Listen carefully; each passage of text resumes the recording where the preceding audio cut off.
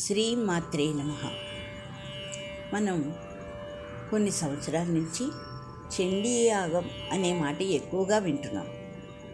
శివాలయాల్లో, అమ్మవారి ఆలయాల్లో ప్రతి పున్నమికి ఈ చండీ యాగాన్ని చేస్తున్నారు. పున్నమి నాడనే కాకుండా చాలామంది ఈ యాగాన్ని చేస్తున్నారు. అయితే ఈ చండీ యాగం అంటే ఏమిటి అని నాకు తెలుసుకోవాలనిపించింది.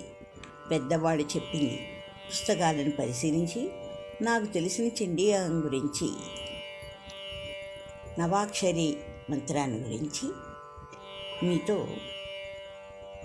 దాని గురించినటువంటి విషయాన్ని మీతో పంచుకుంటున్నాను.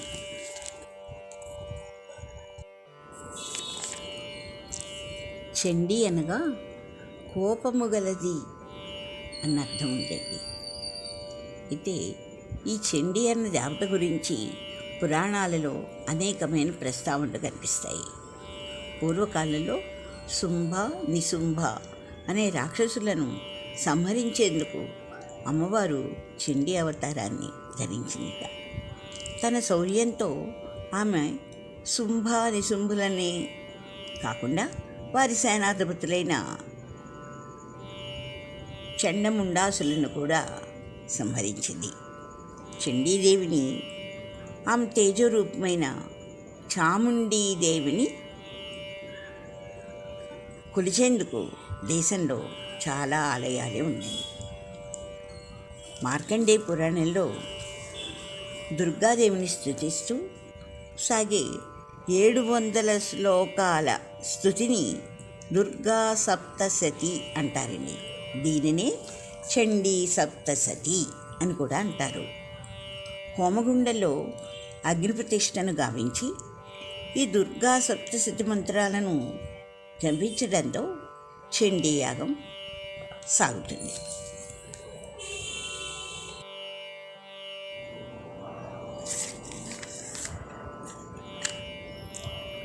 చండీదేవికి ప్రీతిపాత్రమైన నవాక్షరి వంటి మంత్రాన్ని కూడా ఈ యాగం చేసేటప్పుడు జపిస్తారు. నవాక్షరి మంత్రం అంటే ఏంటో చెప్పుకుందాం. ఈ నవాక్షరి మంత్రం చాలా శక్తివంతమైంది. నవాక్షరి మంత్రం ఏంటంటే ఓం ఐం హ్రీం క్లీం చాముండాయై విచ్చే అనేటువంటి 9 అక్షరాల మంత్రము. దీని గురించి వివరంగా చెప్తాను. ఇక్కడ ఐం అనగా సరస్వతి, హ్రీం అనగా లక్ష్మి, క్లీం అనగా గౌరీ. అంటే ఈ ముగ్గురు సముదాయమే చాముండి. అర్థమైందండి. ఇంకొకసారి మంత్రం ఓం ఐం హ్రీం క్లీం చాముండాయై విచ్చే. ఐం దగ్గర నుంచి లెక్క పెట్టుకోండి, 9 అక్షరాలు వస్తాయి, నవాక్షరి మంత్రం వస్తుంది. అయితే ఈ నవాక్షరి మంత్రం అండి చాలా శక్తివంతమైంది.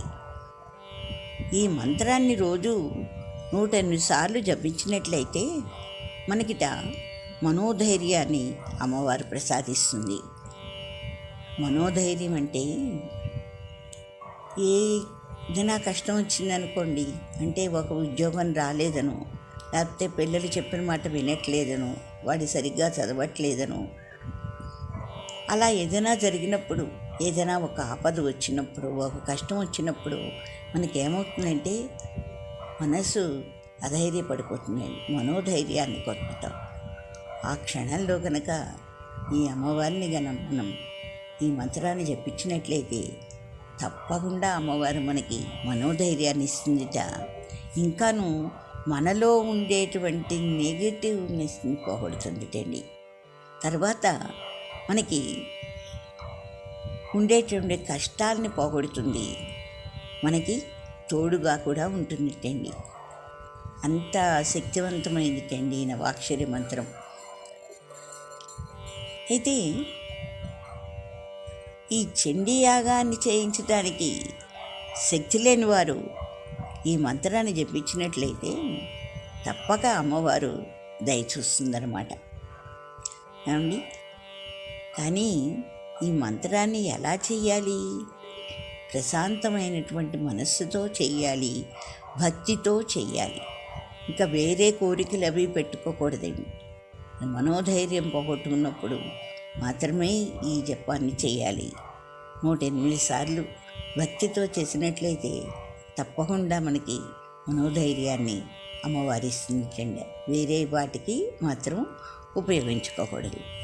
ఎంత ఎక్కువగా చేస్తే అంత అమ్మదయ చూపిస్తుందండి.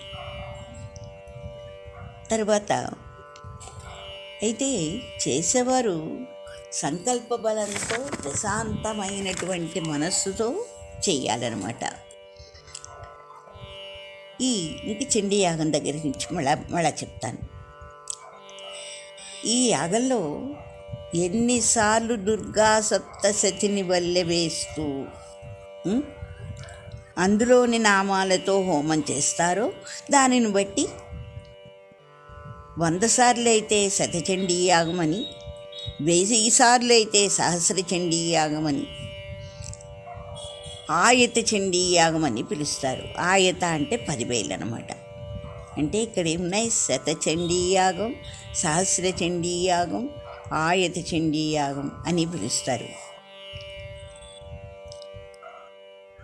ఇప్పుడు కొంచెం మనకి చండీ యాగం అంటే కొంచెం అర్థమైంది కదండి.